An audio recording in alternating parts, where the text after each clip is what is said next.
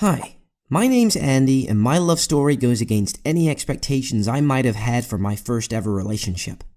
That's a common saying, right?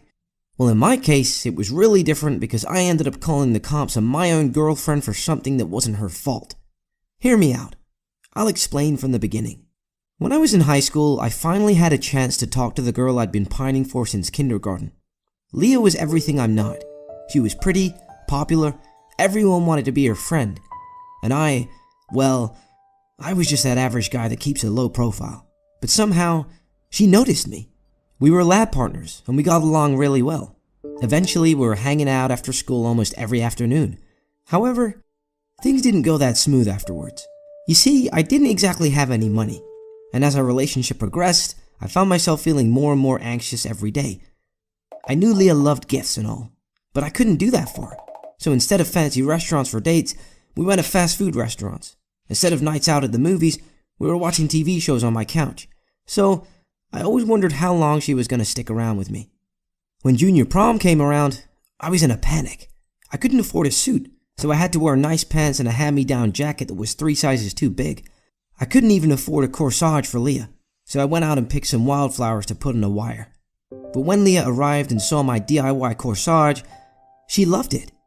She then handed over a brand new suit. I think my jaw actually hit the floor. The suit had the $400 tag still on it. I told Leah I couldn't accept it, but she insisted.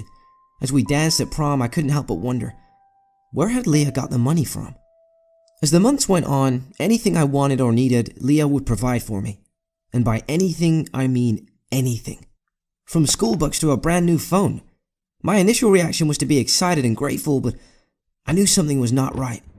What was she doing to earn all this money? Later on, things escalated even further. Leah started showing up in super expensive clothes, so much so that it was getting ridiculous. And whenever I asked her about it, she said that her dad or rich grandma had given her the money. Leah didn't have a rich grandma, nor a father that could afford to spend like that. The worrying had become so overwhelming that I decided to do something about it. I'm not exactly proud of what I did. One day, when Leah wasn't home, I climbed through her bedroom window. I looked through her drawers, under her bed, and at first, everything looked normal. But then I opened the closet. A flood of clothing and electronics tumbled out like an avalanche. They all had price tags on them. I sat in the mound of clothing, utterly dumbfounded. And that's when Leah opened the door. She stuttered, horrified to see me sitting there. I didn't justify why I was there. Instead, I demanded to know what was happening. Tears rolled down her cheeks as she confessed her secret. She was addicted to shoplifting. Leah ran into my arms as she started crying even more. This was wrong, very wrong. But she was my girlfriend. And I had to help her. You'd think that after her confession, things would have started to make sense. But not really, because I soon found out that she was lying to cover up something even worse. At first, I believed her. I promised that I would get her the help she needed, and that then she would never steal again. She seemed to agree with everything I said, but something still felt wrong. It seemed like Leah was always on edge, always running on not enough sleep. I worried at first if her job in the nursing home was becoming too much, until I saw her unexpectedly at the grocery store. She didn't see me in the parking lot. I watched her for a bit, thinking about how lucky I was to have her.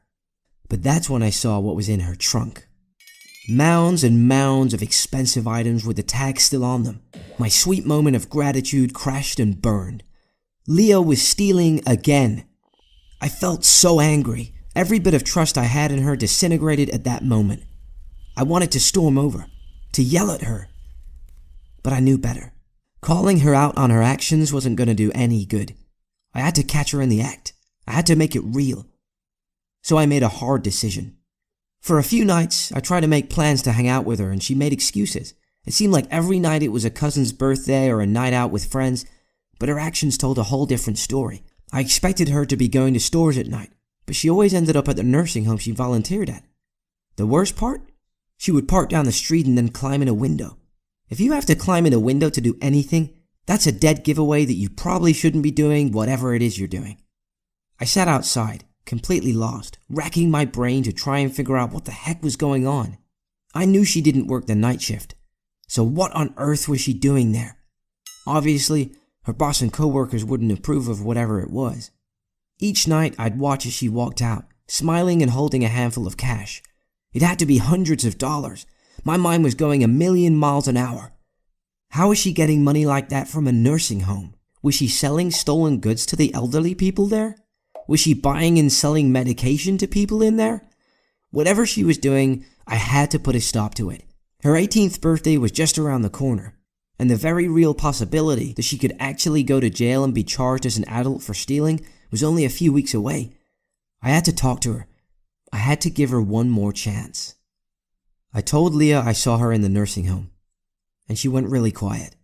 We talked about how she was 18 soon, and she told me she was embarrassed. She told me she would try to stop, and honestly, it didn't make me feel any better. I had heard her say this for what felt like years. But unfortunately, things only started to get worse. Leah began to look absolutely exhausted. She barely texted me. She barely called. I went to the nursing home a few nights to look for her, and sure enough, one rainy night, I found her there. I couldn't sit outside and watch anymore. I stormed out of my car, slammed the door, and followed her usual path in through the window. To say the inside of the building was terrifying is an understatement. Everything was pitch black. I tiptoed forward, grasping the wall to try and guide myself. A sliver of light from a nearby room finally came into view. Inside there were strange whispers and laughing. What had Leah gotten into? It was Leah's 18th birthday in 3 days. What was going to happen if she got caught in 4 days, in 5, in 6? She would go to jail. She would get a record. Her life would be over. I had tried therapy. I tried to get her help. She went back to stealing every single time. Maybe getting caught would be the best thing for her. What if that was the only way she would stop? I dialed 911 into my phone, but I couldn't hit call yet. I had to see behind the door. I had to confirm my worst fears. I summoned up all my courage. I sucked in a deep breath, prepared for anything. Threw open the door, and suddenly realized I hadn't actually been prepared for anything. Leah was sat with a bunch of elderly people, and she was sitting in the front. It looked like she was in charge of a bingo game. Leah saw me and immediately turned bright red. She was playing bingo? I asked her what the heck was going on, and she looked near tears. She told me she had started playing with the patients when she began working here. They seemed lonely, and it had been a fun little hobby at first, but then she found a way to make money off it. They played for money, and she made sure she won each time, and if not, she got someone to win for her and they split the money. She was embarrassed. She told me her cool friends made fun of her for even volunteering here. If they found out that she was actually friends with them and playing bingo with them, she would never hear the end of it. When I came into the room and found her, she just went along with it. She had gotten so caught up in her life about being a thief that she couldn't even change her story now. I don't know if I should have been mad, but I wasn't. I laughed. She had lied, and that was horrible. But I had almost just called the cops on my girlfriend for playing bingo with elderly people. We had a lot of discussions after that, about our relationship, about how I value her for the cool and not so cool things she does. But she's not embarrassed anymore about not having a lot of money. Were you ever terrified of the thing you used to love the most? Well, I loved surfing, and I wish I had known what would happen. My life was never the same after I decided to surf one day. I was attacked by a shark. Yes, a big, huge shark. I know it sounds like a horror movie. I still can't believe it happened to me. Let me back up a little bit and tell you the whole story. Hi everyone, I'm Tony, and ever since I was little, I loved water, the ocean, and the waves. I lived with my mom and dad near the beach, and I went there every chance I had. When I was very young, maybe 3 or 4, my dad bought me my first surfboard and took me to try it out. I fell in the water so many times, but eventually, I made it. First, I was able to surf for a little while, but then I succeeded, and people told me I'm a prodigy surfer and that they never seen anything like it. I loved it, the waves, the freedom, the energy, the blue sky, flying with the fish. Now at 15, I've already won so many competitions and my dad and family go with me to all of them. It's the most amazing feeling to have such support from the people closest to you. I've visited many famous surfing beaches and conquered them. From the Wall in New Hampshire to Mavericks Beach in California, I love the waves and they love me. When I surf, I become one with the ocean and that unique serenity. That calmness dawns on me. It's like a blanket of bliss. Every summer, my dad thinks of a new location for us to visit. And lately, we talked about fulfilling my longtime dream of visiting some of the most amazing places like Hawaii or the Florida Keys. When summer came, my dad said he found the best place and they already rented an RV for us to go to the Florida Keys. I jumped for joy. They have the best waves and it's just beautiful. The white sands, the light blue waters, and the waves are to die for. The drive was long, but we took turns driving the RV. It was fun. We played games, listened to music, and made a few rest stops on the way. Once we got to the Keys and parked the RV, we opened the door and unlocked the boards. I was all pumped and ready to go test the waves. I was so excited. I felt my entire body tingling. Or it could have just been the cramps from driving hours on end, but I choose to believe the former. The place was more amazing than any video or pictures I've seen while researching the best locations for surfing. The sun hit the waves and sand in just the right angle, and you could actually see the sea foam and the sand sparkling. It was the most beautiful thing I've ever experienced. I was overjoyed, exploding from the inside. I took my board and ran straight into the waves, laid on my board and started paddling toward the big wave that was coming toward me. Jumping on the board at the right time, I merged with the wave and started sliding through the pipe that was formed by the falling water.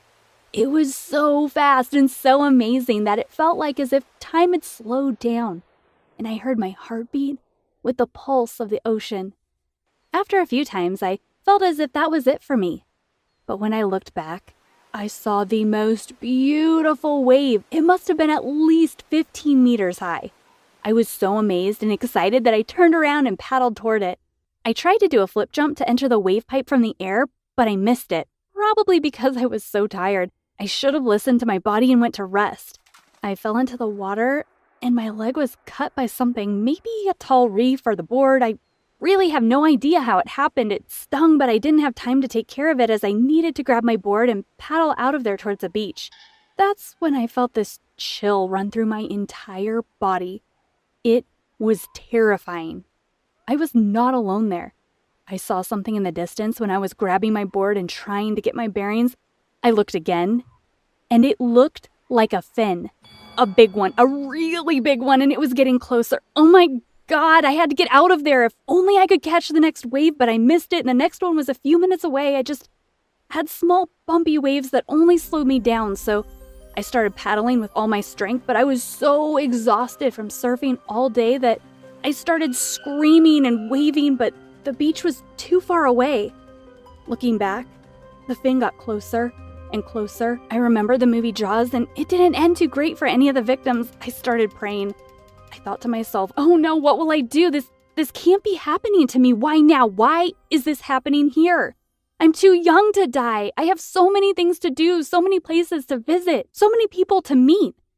This can't be happening to me now. I started feeling the shark's skin on the side of my body. I thought my heart was going to stop beating from fear. When I dared to look, I saw it. The shark was huge, at least 3 meters long, and before I knew it was coming at me with its huge mouthful of a million rows of sharp triangular teeth. It was so fast. I tried to kick it in the nose and I screamed in fear, but it just moved aside so quickly. I remember it biting me and the board. Thank God for the board. Its sharp teeth got stuck in it, but he broke it in half easily.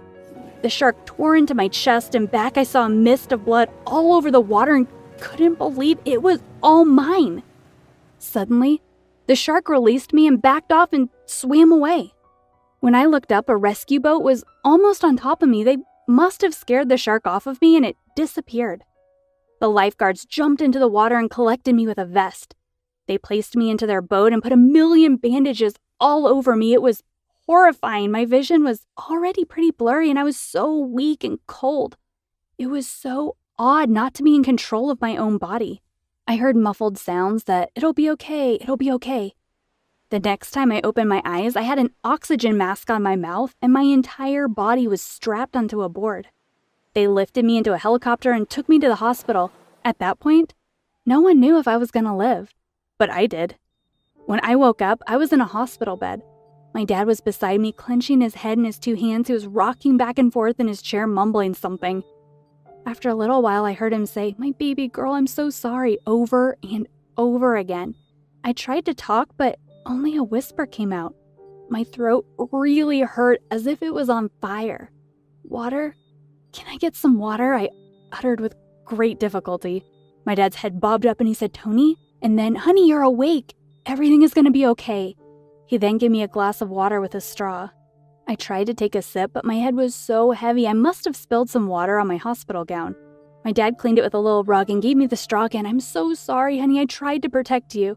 I ran into the water, but I was just not fast enough," he cried. "I'm okay, Dad. I'll be okay. I promise. It must look much worse than it really is."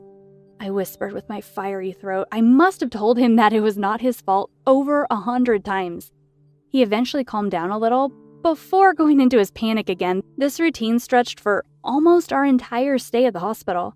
I couldn't believe I was taking it easier than he did, and I was the one in the shark's mouth a few days ago. After a few days at the hospital and many tests, they released me to go home and asked that I stay on bed rest for a few weeks at the very least. They said not to do any strenuous activity as it may rip the stitches. And oh boy, you would not believe how many 220 stitches is. The bite was from my lower chest where the ribs are, all the way around my shoulder to almost my lower back. If the rescue boat didn't come when it did, the doc said that the shark would have ripped me in half. I was the luckiest girl he has ever seen in his 30 years as a surgeon. He was the best. The shark also punctured my lungs in several places, which required a lengthy surgery. When I got home, I was so afraid to even look at myself in the mirror for the fear of what I'd see there. After a while, and with the help of my mom, I lifted my shirt a little and saw it. It was horrible. It looked like a horror movie, but for real. The bites left teeth marks and rip marks in a huge arc from my chest all the way to my back.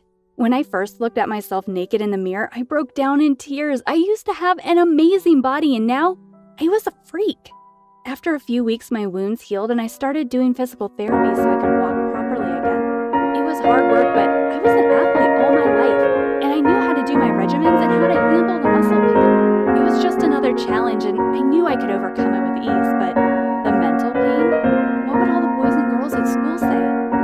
It was really weighing on me. It was sometimes too much to bear, so much that I couldn't breathe. My mom or dad would run to me with a paper bag and told me to calmly put my mouth and nose inside the bag and try to breathe normally again. After a while, I had the paper bag near me at all times and I would use it. What if they think I'm a deformed monster? What if no one will want to speak to me again? But it wasn't only that. When I got back home, I became bothered by every single beach picture I had on my walls.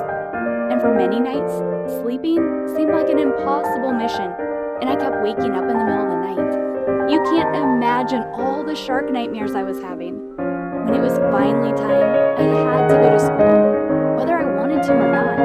I had to put on a brave face, and whatever will be, will be. I stood near the doors of my school for at least a few long moments, calming my breathing before taking the plunge. But eventually, I opened the doors. When I walked in, the hallway was bustling with people. They were talking, smiling, and shouting, and doing what they do in between classes. Then some of them noticed me, and a big silence came over the entire hall. They looked at me with big, googly eyes. I wasn't sure what to expect, but this was definitely not it. After a few seconds, a boy close to me started clapping.